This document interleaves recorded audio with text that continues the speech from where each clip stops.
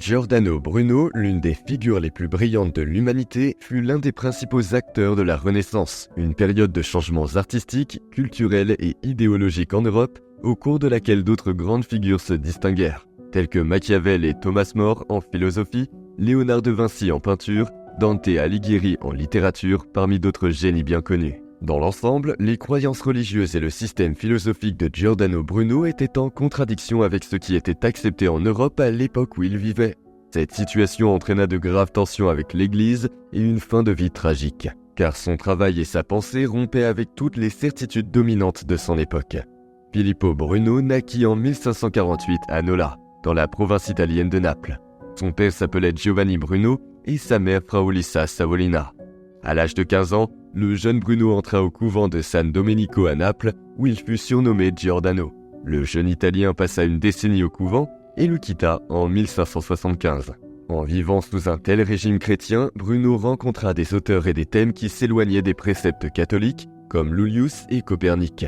Ce dernier présentait une nouvelle approche de la pensée qui cherchait à réconcilier la raison et la foi, tandis que Copernic était un défenseur de l'héliocentrisme, c'est-à-dire qu'il croyait que la Terre tournait autour du Soleil, contrairement à la notion dominante et acceptée à l'époque, qui disait que c'était le Soleil qui tournait autour de la Terre et qu'il était le centre de l'univers. En contact avec ces auteurs et avec de nombreuses autres idées, ainsi qu'avec son intérêt pour la Kabbale juive et l'œuvre de Nicolas de Cusa, tout en montrant qu'il avait une vision religieuse différente de celle du catholicisme, Bruno commença rapidement à être critiqué, examiné et réprimandé par les membres du couvent.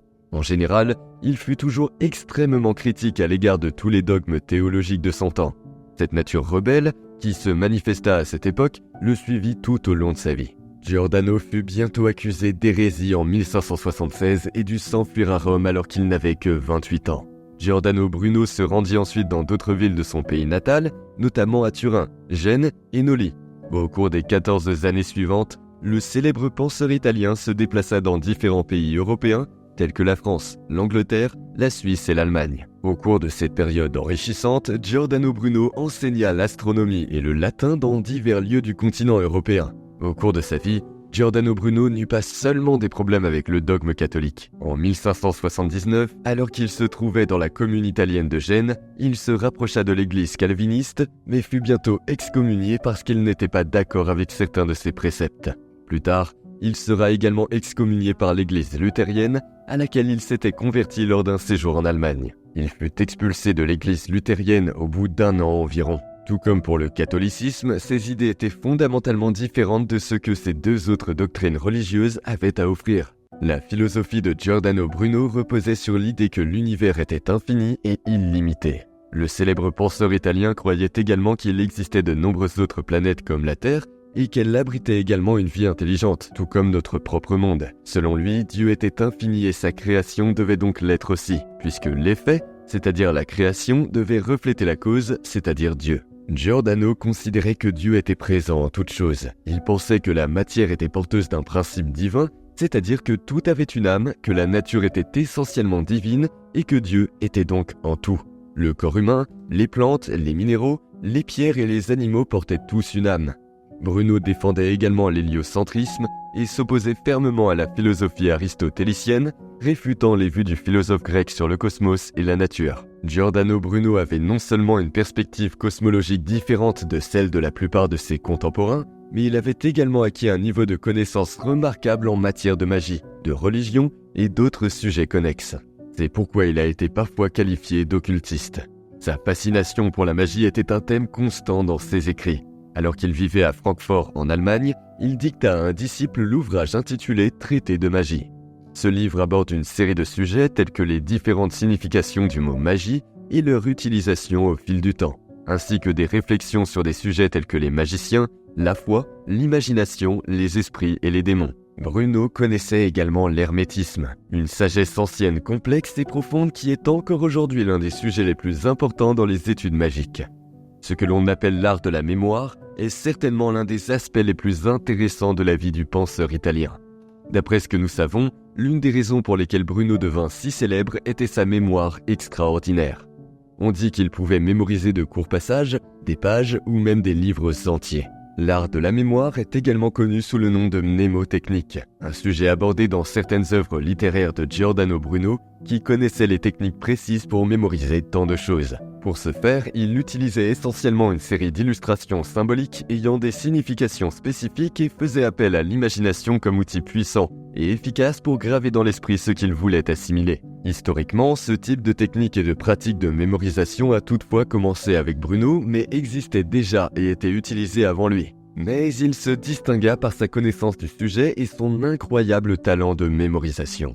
Bruno alla jusqu'à enseigner l'art de la mémoire à plusieurs personnes, dont le roi Henri III. L'un de ses ouvrages sur l'art de la mémoire, intitulé De Umbris Idearum, fut d'ailleurs dédié à Henri. Au cours de ses pérégrinations, en 1590, le penseur partit s'installer à Francfort, en Allemagne.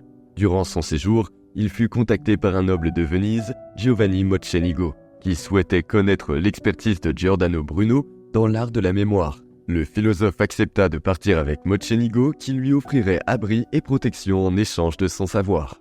Le 22 mai 1592, Mocenigo enferma le philosophe dans une pièce de sa maison et fit venir le Saint-Office, auquel il livra rapidement Giordano Bruno et certains de ses écrits qui n'avaient pas encore été publiés. L'Église s'était déjà empressée de l'arrêter pour ses œuvres subversives. Mocenigo trahit Bruno et à partir de ce moment, la vie du penseur de Nola devint tragique.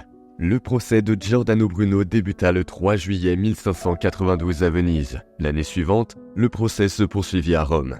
Le philosophe fut gardé en captivité pendant les longues années de son procès, jusqu'à ce que finalement, le 20 janvier 1600, sur ordre du pape Clément VIII, la congrégation décida que les livres de Giordano Bruno devaient être ajoutés à l'index des livres interdits et le penseur italien fut condamné à la peine de mort. L'histoire raconte que, lorsqu'il apprit le sort qui lui était réservé, il dévisagea les juges et déclara hardiment que, lorsqu'ils prononcèrent la sentence, ils étaient plus effrayés que lui lorsqu'il l'entendit. Pendant son emprisonnement et son procès, Bruno fit preuve d'une grande force d'âme et défendit fermement ses convictions. Le philosophe italien fut emmené au Campo dei Fiori le 17 février 1600. Il fut suspendu nu à un pied, un objet en bois lui fut enfoncé dans la bouche pour l'empêcher de parler de manière trop provocante et il fut brûlé vif.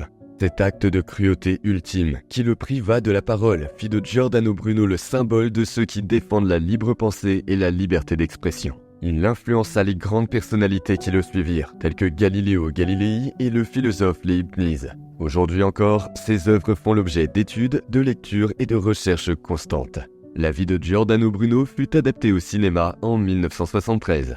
Son œuvre considérable comprend des livres importants tels que Cause, Principe et Unité, sur l'infini, l'univers et les mondes, et les frénésies héroïques. Ces œuvres montrent à quel point ses idées étaient à la pointe de l'époque à laquelle il vivait. Giordano Bruno fut l'un des philosophes les plus hétérodoxes de l'histoire de la pensée occidentale et certainement l'un des plus audacieux et des plus courageux.